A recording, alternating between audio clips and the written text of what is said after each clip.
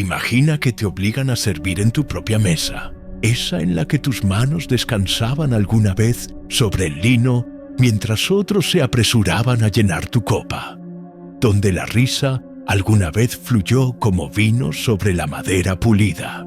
Ahora, la misma plata brilla ante ti, pero su reflejo ya no halaga, delata.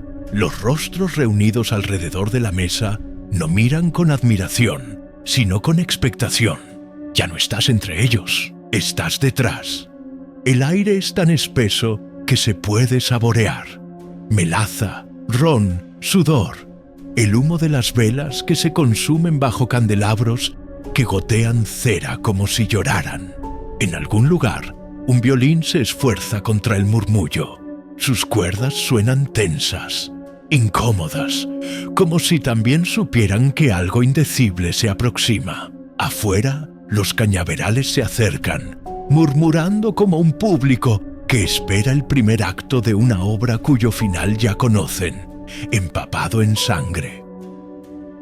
Esta noche lo llaman un banquete, una celebración de la cosecha y la prosperidad, aunque cada gesto huele a hambre disfrazada de elegancia. Los hombres brindan por la tierra, las mujeres ríen con dulzura ensayada, y bajo su perfume se desliza el hedor de la podredumbre. Cada sonrisa es un secreto, cada brindis una mentira, y en la cabecera se sienta el orquestador de esa oscuridad. Un hombre cuyo gesto lleva la seguridad de quien se cree intocable. Y frente a él, antigua señora de su propia plantación, ahora en silencio, vestida con andrajos prestados. Está una mujer equilibrándose en el borde de la pesadilla. Sirve mientras los demás festejan. Sus manos tiemblan lo justo para hacer tintinear el cristal. Su nombre pronto solo se pronunciará en susurros. Su historia quedará enterrada en registros educados y pasillos olvidados. Pero esta noche, bajo la luz de las velas y la crueldad, la historia inicia su propio y lento banquete. Y antes de saciarse, devorará a todos los presentes en esa mesa, incluso a ti si te atreves a quedarte. Luisiana, año 1838. El mundo aquí huele a calor y riqueza, a azúcar hirviendo lentamente en calderas de cobre y al perfume agrio de las magnolias marchitas en el aire del pantano. La tierra es exuberante, casi inmoral en su belleza, pero algo en ella inquieta, como si el suelo mismo respirara demasiado fuerte. El musgo español cuelga sobre los caminos como un velo de duelo, y desde su sombra emergen las plantaciones. De columnas blancas e impecables, su perfección mantenida gracias a un sufrimiento invisible y constante. La hacienda Duval era un espectáculo de magnificencia. 30 habitaciones, plata traída de Francia, retratos pintados para asegurar que incluso el exceso pareciera digno. A simple vista, los Duval encarnaban el ideal de la gracia sureña. Emily Duval, con sus vestidos de seda pálida y su compostura inquebrantable, podía hacer que hasta la esposa del gobernador pareciera vulgar. Charles Duval, su esposo, poseía el encanto de un jugador y la convicción de un predicador. Hablaba de herencia y tradición, como si esas palabras pudieran alimentar los campos o acallar los gritos que venían de ellos. Pero la perfección, como el perfume, no sobrevive al calor. Debajo de los candelabros y las oraciones nocturnas, la fortuna Duval se pudría. Charles era un hombre adicto no solo a las cartas, sino al riesgo mismo. Se rumoreaba sobre apuestas perdidas, esclavos jugados en mesas de azar, deudas susurradas como maldiciones entre las barcas del Mississippi. Cada pérdida era una grieta más en los cimientos, y Emily, siempre el retrato del autocontrol, lo cubría todo con su elegancia. Para sus invitados, la casa relucía. Para quienes la trabajaban, el yeso se agrietaba y los suelos crujían con secretos. No eran solo los Duval. Muchas familias viejas temblaban bajo las mismas grietas. Los precios cambiaban, las tormentas arrasaban los cultivos y los esclavizados, cuyo trabajo sostenía toda la ilusión, empezaban a percibir lo que sus dueños no admitirían: el miedo. El mundo cambiaba, aunque pocos se atrevían a nombrarlo. La arrogancia de la aristocracia sureña se adhería al ambiente como la humedad, asfixiando cualquier indicio de verdad. Los banquetes continuaban, los violines seguían sonando, las fiestas se celebraban al compás de las cigarras. Pero cada celebración tenía el brillo desesperado de quien sabe que el tiempo se agota. Fuera de las mansiones, los cañaverales se extendían hasta desaparecer bajo la neblina. Quienes los cortaban se movían como sombras. Su sudor alimentaba la tierra. Sus cantos eran arrastrados por el viento antes de que nadie lograra entenderlos. Ese ritmo, sordo y constante, era el verdadero corazón del paraíso. El latido del dolor convertido en costumbre. El látigo podía interrumpirlo, pero nunca callarlo. El contraste era obsceno. En los salones, las botellas de champán estallaban como disparos, mientras más allá de las cercas dormían niños sobre el polvo.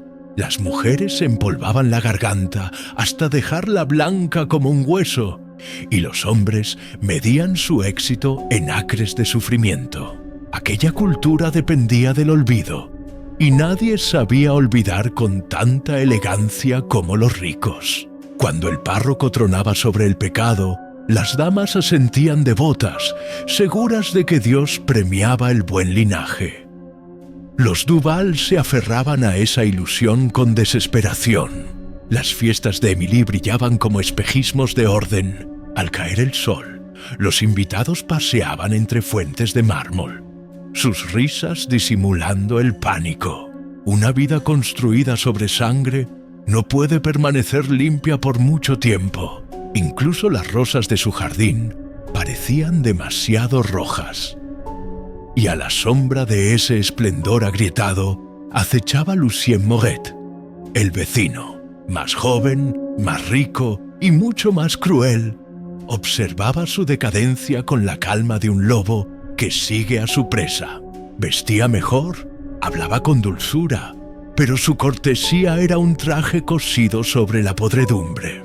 Conocía las deudas de Charles, conocía su orgullo. Y en Luisiana, el orgullo siempre ha sido la tierra más fértil para la tragedia. Para el verano de 1838, hasta el aire parecía distinto, más espeso, vigilante. Incluso el viento sobre los cañaverales sonaba menos a movimiento y más a respiración. Transportaba la tensión del tiempo, el presentimiento de que una deuda cósmica estaba por cobrarse. Los Duval encendían más velas, ofrecían más banquetes, sonreían con más fuerza. Pretendían, noche tras noche, que nada había cambiado. Pero todos los disfraces, por dorados que sean, terminan resquebrajándose. Y cuando lo hacen, lo que se escapa no es simplemente la ruina, sino la revelación. Aquella verdad aguardaba, quieta y paciente, más allá de las verjas de la plantación Duval, silenciosa como el pantano, inevitable como la caída de la noche. La hacienda Duval descansaba en una curva del pantano, donde el agua se ensanchaba y aminoraba hasta parecer detenida. Los vecinos la llamaban la casa bajo la parroquia de San Martín, como si el nombre mismo aceptara su distancia del perdón. Allí el tiempo se deformaba. Las mañanas se deshacían con lentitud, las noches llegaban demasiado rápido, y dentro de la casa, forrada de espejos, la familia veía reflejos de sí misma que ya no existían.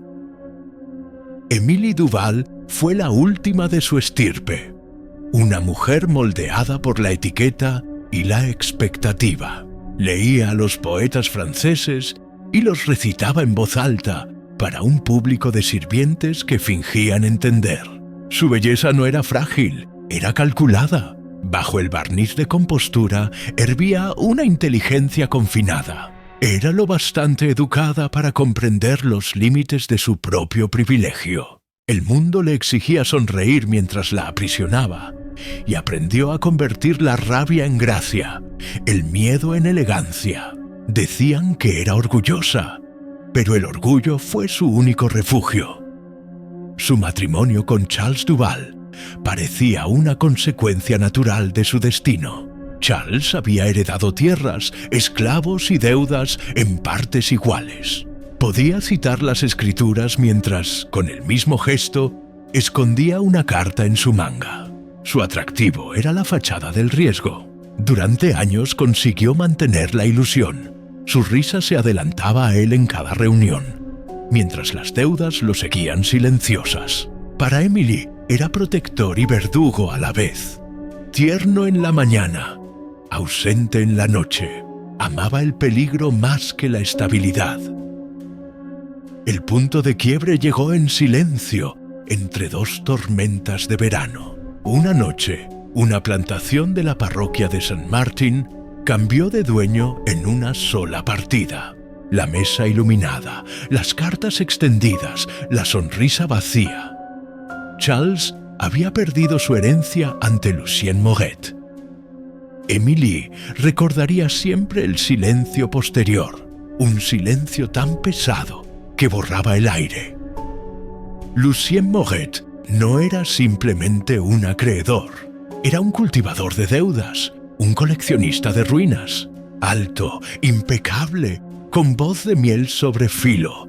Practicaba la crueldad como otros cultivan orquídeas. Su hacienda lindaba con la de los Duval y los observaba caer con la fascinación meticulosa del cazador paciente. Donde Charles era descuido, Lucien era método. Creía que el poder solo es eterno cuando humilla. Cada favor era una cadena, cada invitación, una trampa. Cuando los Duval quedaron arruinados, Lucien ofreció su hospitalidad. La palabra cortés y brillante llevaba escondida una amenaza. Emily la sintió enseguida, pero ya no tenía elección.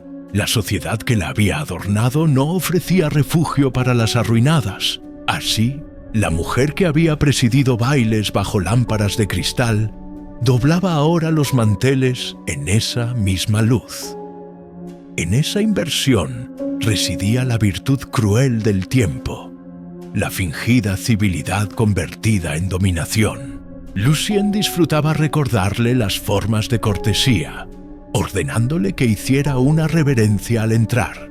A los visitantes la presentaba con sarcasmo.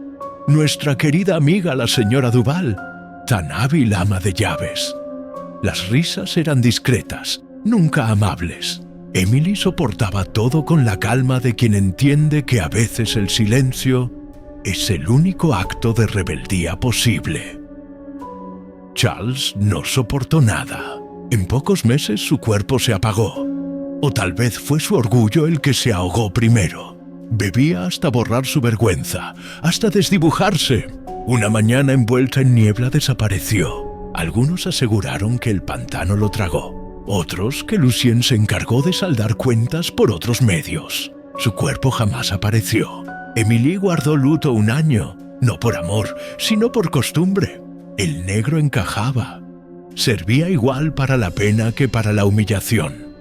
Sola, vagaba por la casa como un fantasma entre espejos. Veía cómo Lucien castigaba por diversión, cómo toda la casa temblaba ante sus estallidos. Durante el día vagaba por habitaciones saturadas de perfume que intentaban disimular la descomposición.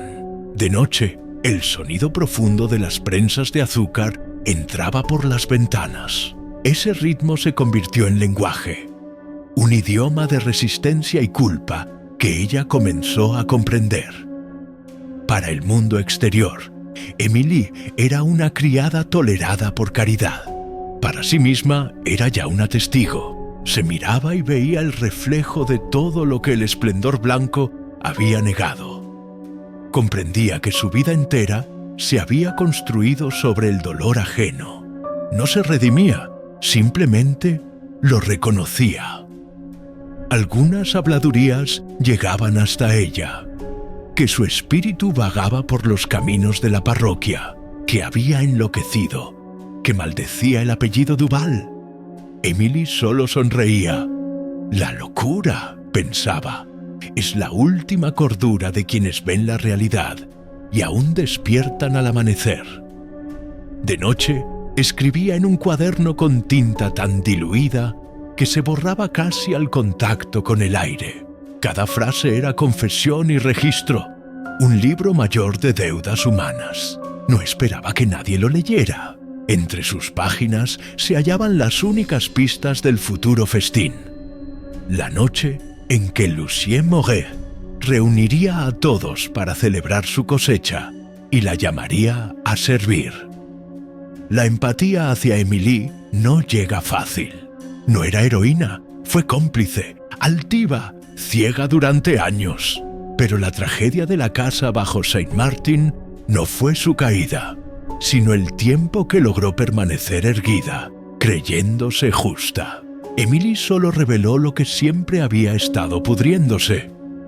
La gracia comprada con sangre, la elegancia como última fase del deterioro. Y cuando las cigarras reanudaron su canto sobre el anochecer de Luisiana, la casa entera pareció contener el aliento, escuchando el rumor de una desgracia que ya caminaba hacia su puerta. Todo empezó, como empiezan casi todas las maldiciones, con susurros, no gritos de advertencia, sino murmullos que reptaban bajo las puertas y se disolvían en la humedad del aire. En los campos se hablaba de una reunión que Lucien Moret planeaba para la cosecha.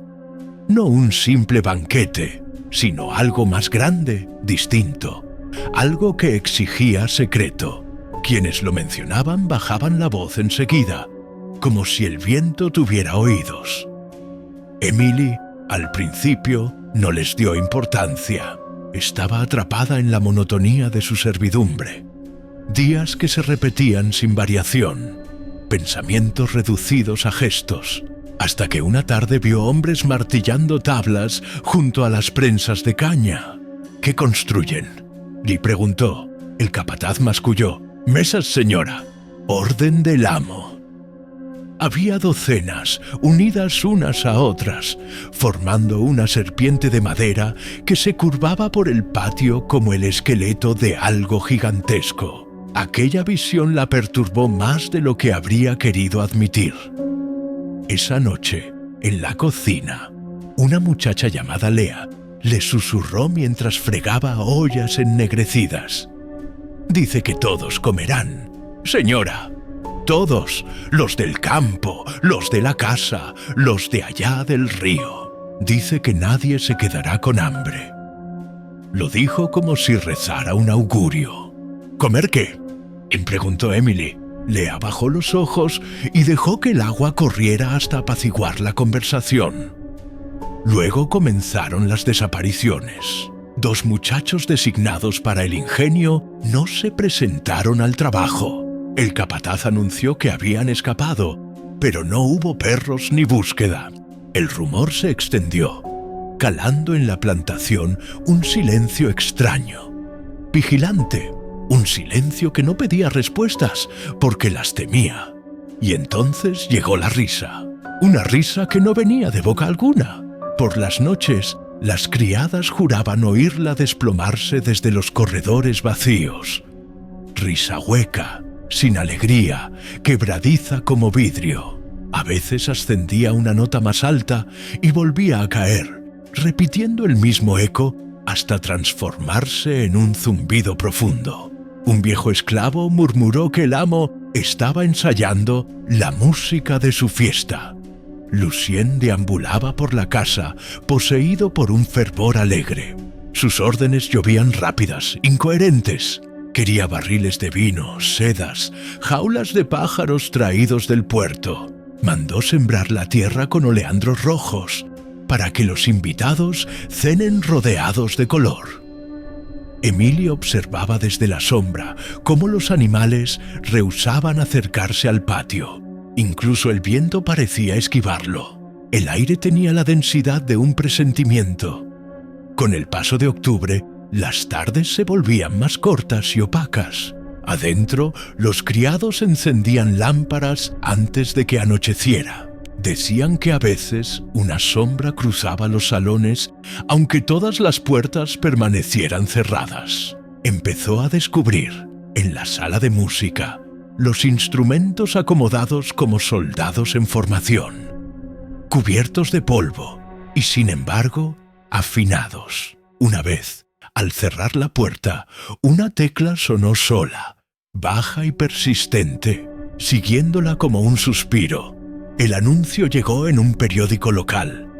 Banquete de gratitud, en honor a la providencia y al trabajo que nos engrandece.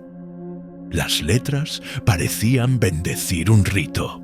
Lucien envió invitaciones con lazos carmesí a las familias y, entre ellas, una para la señora Émilie Duval. Cuando rompió el sello de cera, el papel olía a clavo y arrogancia. Madame Duval, se le invita a participar en la celebración de nuestra abundante cosecha. Su presencia, tanto como invitada como contribuyente, es deseada y esperada. La fiesta comenzará al atardecer del 13º día de noviembre. Tráigase a sí misma. No deje nada atrás. La frase invitada y contribuyente le heló la sangre. Dejó la carta junto al candil y observó cómo la llama proyectaba la escritura sobre la pared. Esa noche, el cielo rugió. Rayos sin lluvia rasgaron el horizonte. Desde la ventana del ático, Emily vio las mesas desnudas bajo el relámpago, parecidas a costillas brillando. El aire trajo un aroma indefinible, entre dulce y corrupto. A la mañana siguiente, los obreros habían desaparecido y en su lugar, los sirvientes bien vestidos pulían candelabros en el patio. La determinación de Moret era absoluta. El banquete ocurriría. Los campos lo sabían, los animales lo sabían, quizá hasta el río lo sabía. Emily percibió en su pecho el mismo silencio que antecede a un huracán. Esa respiración que contiene al desastre. Cuando guardó su chal negro junto a la cama, comprendió que lo hacía con la serenidad de quien viste para su propia ejecución. El olor a clavo flotaba todavía en el aire. Afuera, los oleandros mecidos por el viento parecían inclinarse en saludo. La fiesta aguardaba, inevitable como la deuda, segura como la noche. Y cuando el último susurro se extinguió, todos entendieron que el peligro ya no necesitaba voces. Había aprendido a hablar por sí solo. La muerte de Charles Duval no causó duelo, sino sorpresa cortés. El aviso en la Gaceta parroquial apenas ocupó una línea entre anuncios de melaza y ventas de tierras. Charles Duval, de la parroquia de Saint Martin, falleció en un desafortunado accidente ocurrido en el pantano. Nadie investigó, nadie encontró cuerpo. En Luisiana, las desapariciones eran, al fin y al cabo, parte del clima. Pocos días después, comenzaron a llegar los acreedores, uno tras otro, como moscas atraídas por el olor de la fortuna descompuesta. En cuestión de semanas, todo lo que había sido orgullo se convirtió en mercancía. Los vestidos de Emily, las cucharas de plata, los retratos familiares. Todo cambió de manos. Cuando Lucien Moret ofreció salvarla de tales preocupaciones, ni siquiera fingió esperanza. Sabía que la palabra ofrecía y la palabra servidumbre eran sinónimos con distinto perfume. Así fue como Émilie cruzó el umbral de la casa Moret. Una mansión enorme levantada sobre la orilla del río, de muros color hueso y ventanas tan altas que parecían miradores de vigilancia. Allí la luz nunca era cálida, tenía la nitidez de un juicio. Ya no era invitada ni vecina, sino criada. Los primeros días fueron un catálogo de pequeñas humillaciones. Los demás sirvientes la observaban con recelo, sin saber si era una de ellos o una espía del amo. Moret dispuso que atendiera las tareas delicadas: arreglar flores, limpiar cristales, dirigir el servicio durante las comidas. Eran los mismos gestos que ella antes exigía, ejecutados ahora con manos temblorosas. Cada reflejo en la plata le devolvía no un rostro, sino el hueco donde solía estar. El banquete se acercaba. Todo se preparaba para esa fecha como si fuera una misa. Los músicos llegaban. Las mesas se vestían de lino recién traído de Europa. Las lámparas colgaban tan bajas que parecía imposible respirar sin derretirse. La casa vibraba con un optimismo enfermo. En su cuaderno, Emily empezó a registrar cada día como si anotara una autopsia. 27 de octubre. Ya nadie me llama señora. El silencio de los títulos no duele. Libera. Pulo los objetos que una vez fueron míos y descubro lo que cuestan los brillos. Cada centella es la fatiga de quien la sostiene. El pueblo no tardó en murmurar. En los salones se hablaba de la pobre señora Duval. Algunos lo decían con compasión hipócrita, otros con placer. Las cartas de los vecinos sobrevivieron al tiempo y a las termitas. Está irreconocible. Tiene el aire de alguien sepultado y aún consciente. La vi acomodar las velas. Su reverencia fue tan perfecta que no supe si era por obediencia o burla. Más que humillación, parece advertencia. Mientras tanto, Lucien lucía exultante. Se paseaba por la hacienda corrigiendo modales y ordenando repeticiones del menú. Parecía componer una sinfonía de sometimientos. En una ocasión, al verla pulir un candelabro, se detuvo detrás de ella. «Tienes las manos de una criada y la postura de una reina», dijo. Emily lo miró de frente. «En esta casa, señor, la realeza y la servidumbre son lo mismo». Por un instante su sonrisa vaciló, como si comprendiera que el espejo lo había reconocido. Con noviembre llegó el olor del azúcar podrido, la cosecha muerta antes de tiempo. No se dormía bien. Algunas noches, Emily escribía que soñaba con comensales sin rostro que la llamaban por su nombre y exigían más vino. Los rumores se extendieron como el moho, que el festín sería una humillación ritual, que el amo pretendía alimentar a sus invitados con símbolos, o con algo peor. Los esclavos del campo trabajaban en silencio, evitando cruzar miradas. Se respiraba la sensación de estar adentro de una tormenta que todavía no se decide a estallar. La víspera de la fiesta, Moret ordenó que todos los sirvientes vistieran de seda carmesí. Cuando Emily desplegó la suya, comprendió la ironía. El color era el del veneno, el de los oleandros que adornaban los jardines. Lo obedeció sin protestar. Esa noche caminó sola entre las mesas terminadas. El brillo del metal parecía luna multiplicada. Cada copa atrapaba una luciérnaga. Cada destello era un recordatorio de que la noche no pertenecía a los vivos. Al regresar a su cuarto, escribió la última línea en el diario. Mejor servir entre monstruos que cenar entre los condenados. No era rendición, sino lucidez. Sabía que el servicio era ahora su disfraz para presenciar el juicio de un mundo entero. A medianoche, el reloj de la iglesia marcó 12. Afuera, el pantano exhaló el aliento húmedo del invierno. En la distancia, alguien reía o quizás lloraba. Emily cerró los ojos. En el silencio comprendió que el banquete ya había comenzado. Los invitados aún no lo sabían. La historia oficial apenas menciona la fiesta de 1838, Boletín parroquial de la época la describió como un lamentable accidente sucedido durante una celebración entre distinguidos vecinos. No, se agregaron detalles. Ningún nombre, ninguna causa.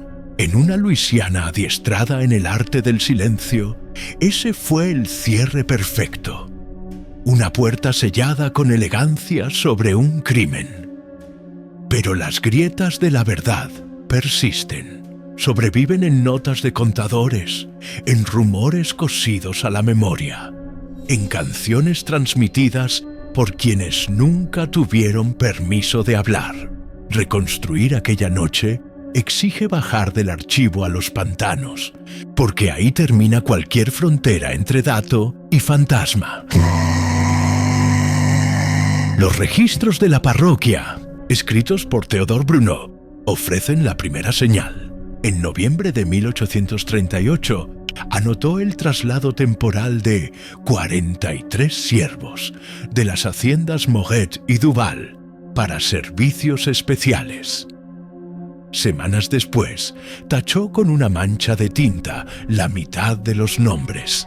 No se explica nada, solo ese borrón nervioso en medio del papel. En febrero siguiente renunció y desapareció río arriba.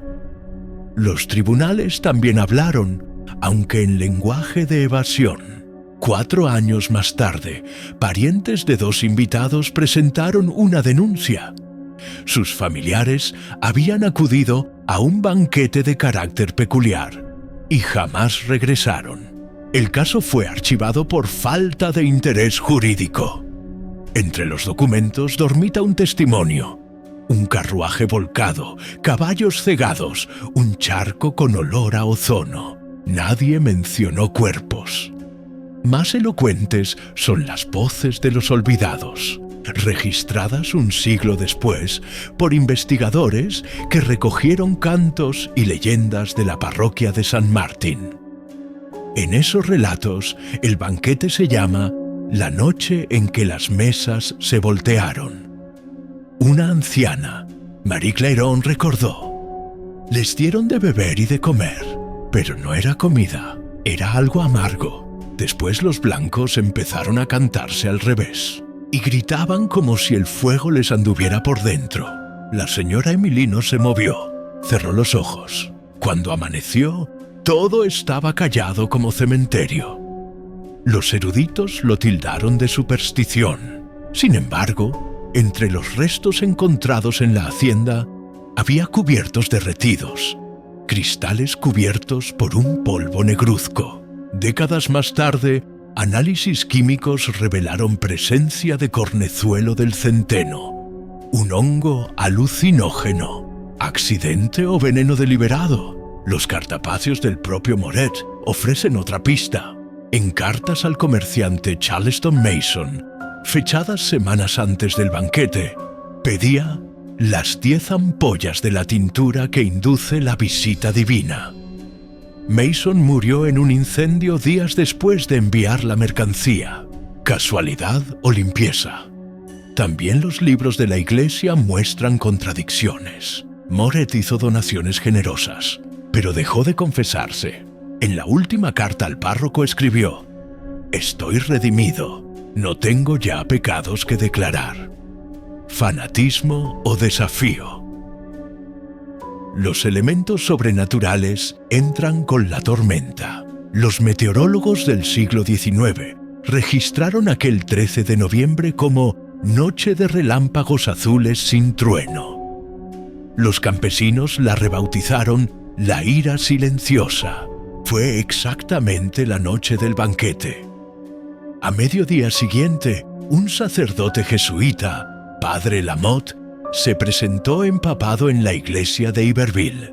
En su diario, medio quemado, dejó escrito: «Me pidieron bendecir una fiesta que ya era sacrilegio. Las copas rebosaban de sombra. Me fui antes del alba. El silencio de Dios me siguió. Cada testimonio contradice al otro, pero juntos componen una sinfonía inquieta. Riqueza contra ruina, fe contra ritual, documento contra negación, Todo se refleja como un espejo quebrado que aún muestra la misma imagen. El sur cenando su propia conciencia. Porque eso fue la fiesta, la teatralización del poder devorado a sí mismo. Mantelerías como mortajas, cánticos que imitaban misas, copas alzadas sobre siervos inmóviles, los símbolos de la civilización convertidos en instrumentos de castigo. Los archivos del siglo XX conservaron, además, fragmentos del diario de Emily, hallados bajo el entarimado de la casa Moret. En los bordes corroídos puede leerse, le llaman gratitud, pero es hambre disfrazada. He intentado apagar las lámparas, no se apagan. El festín comienza cuando todos creen haber terminado. El último párrafo apenas legible dice: si encuentran cenizas, llámenlo providencia. La verdad estará donde siempre, en los libros de cuentas y en las sonrisas forzadas. Al amanecer, una columna de humo se erguía sobre los cipreses. Cuando los alguaciles llegaron, solo hallaron vajilla ennegrecida, restos de vino seco en el barro y relojes detenidos a las 12:17. Envenenamiento colectivo. ¿Matanza encubierta? ¿Un estallido de conciencia? Ninguna hipótesis encaja del todo. Todo sugiere que la noche del banquete no fue un accidente, sino una desequilibrada revelación de aquello que la Luisiana esclavista se negaba a ver. El cronista que investiga descubre que todo intento de explicación se hunde en el mismo pantano moral que el hecho estudia. La historia se defiende mezclando evidencia con leyenda para no tener que mirarse al espejo. Y sin embargo, quien escucha atentamente puede distinguir todavía la lección. En cada copa derretida, en cada nombre borrado del registro, permanece la confesión de un mundo que confundió prosperidad con inocencia.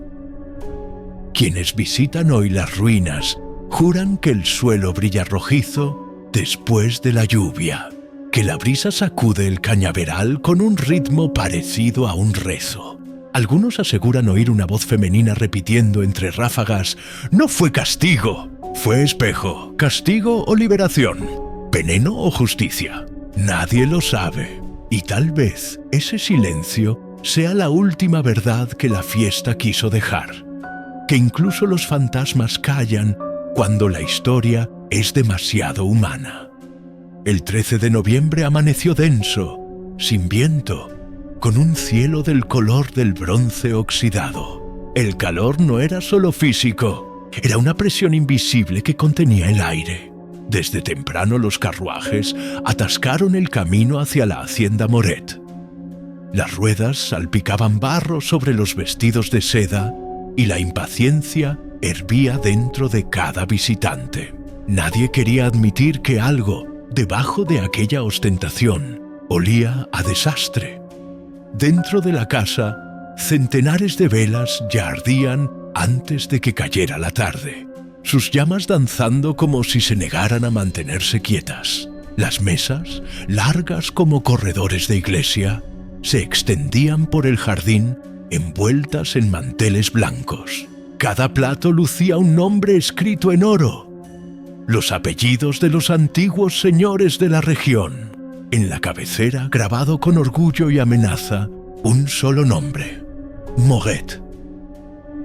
Desde el portal, Emily observaba a los invitados descender de sus carruajes, sonriendo con esa mezcla de nerviosismo y vanidad que precede a todo acontecimiento que huele a pecado. Lucien la había vestido de seda carmesí. El color la marcaba como testigo, como ofrenda. En el bolsillo, doblada, guardaba la última hoja de su cuaderno, su único refugio tangible.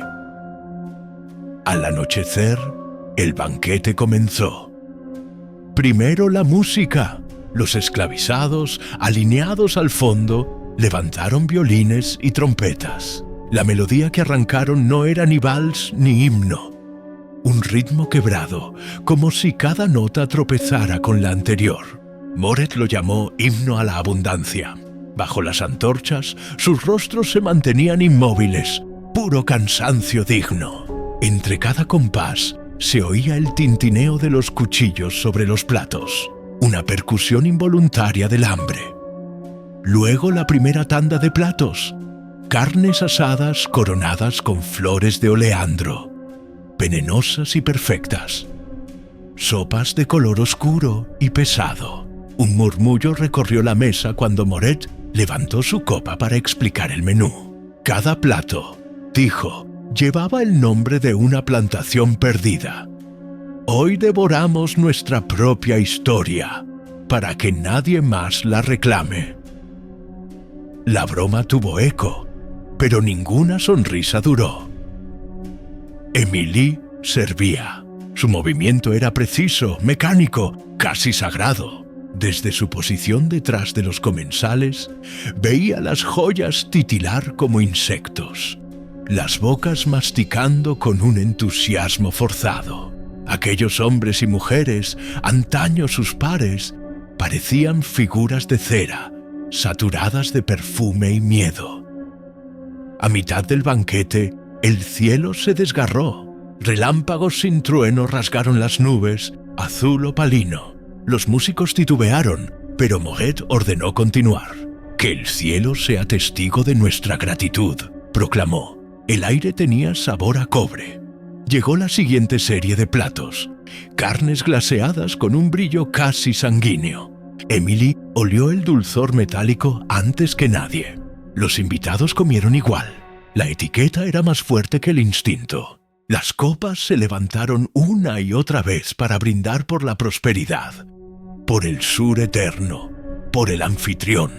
La música aceleró. La tercera vuelta de vino abrió las primeras grietas. Una mujer soltó un gemido y se desplomó. Las perlas rodaron por el mantel. La risa de un vecino intentó disipar la incomodidad, pero enseguida otro invitado comenzó a convulsionar. Los ojos en blanco. Los murmullos se transformaron en caos. Tos, gritos, plegarias. Un hombre recitó los salmos al revés. Otro intentó arrancarse el cuello del frac. Y Moret, en el centro, sonreía.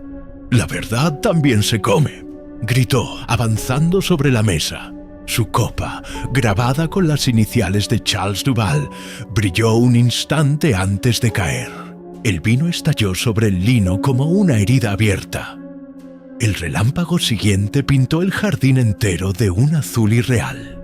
Por un instante las sombras se separaron de sus dueños. El aire vibró y la música siguió sonando, aunque las manos que tocaban se habían quedado inmóviles. Las antorchas se inclinaron todas en la misma dirección, como dobladas por un solo suspiro. Émilie sintió el olor de la tierra recién removida. Vio las copas estremecerse, el mantel ondular como respirando. Moret bajó de la mesa, los ojos desorbitados.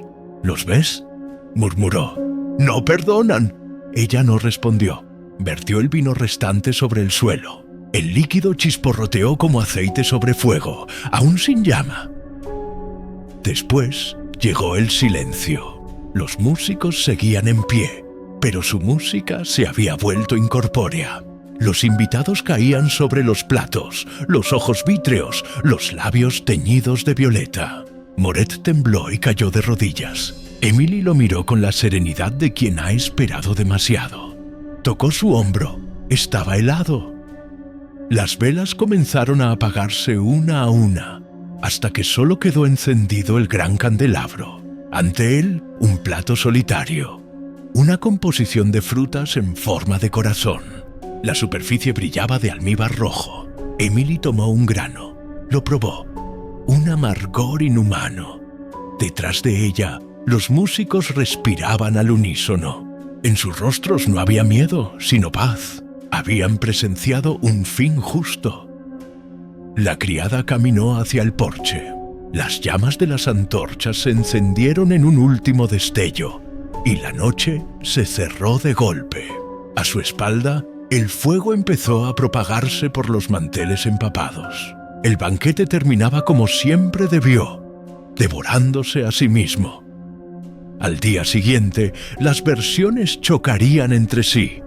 Veneno, ergot, brujería, castigo divino. El archivo elegirá una explicación cómoda. Exceso de licor durante una tormenta. Ninguna dará cuenta del extraño detalle de los pájaros. Que ninguna ave cruzó la parroquia durante las semanas siguientes. Ni un gallo cantó con el amanecer. De Emily solo quedan conjeturas. Algunos dicen que se perdió entre los cañaverales, su vestido rojo brillando en la bruma. Otros que condujo a los supervivientes al norte, hacia la libertad del anonimato. Y otros aseguran que aún ronda las ruinas, erguida junto a un largo mantel invisible que el viento agita. El cielo, limpio, permaneció callado. Pero el silencio que siguió fue tan espeso que parecía morder.